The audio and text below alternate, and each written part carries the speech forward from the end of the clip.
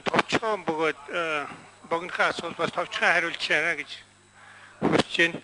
Яг энэ баталгааг бид хэлцэж явах үед 2008 оны 11 сард сайд хэлж явах үед энэ саналыг бол анх гаргасан юм аа.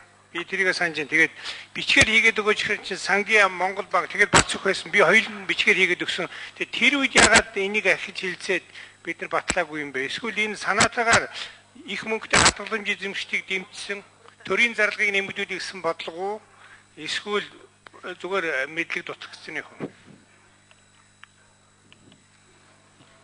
За, баярлалаа. За, хэлцэж байгаа асуудалтай холбогдуулаад бүр өдөрж Монгол банкны ерөнхийлөгч жуулганы хуралдаанд оролцож байна. Баяр цогцоод хариулъя. За, Чулуунбат гишүүний асуултанд хариулъя. Чулуунбат гишүүн 2 ч удаа ийм санал гаргасан. Энэ хуулийг анх баталцаахад болон 2009 оны 3 сард энэ хуулинд нэмэлт оруулахад бас аль алин дээр ийм санал гаргасан, бичгээр өгсөн. Тэгээ энэ саналуудыг бол би төсвийн байнгын орон дээр хэлцэх үед бол бас хэлсэн байгаа.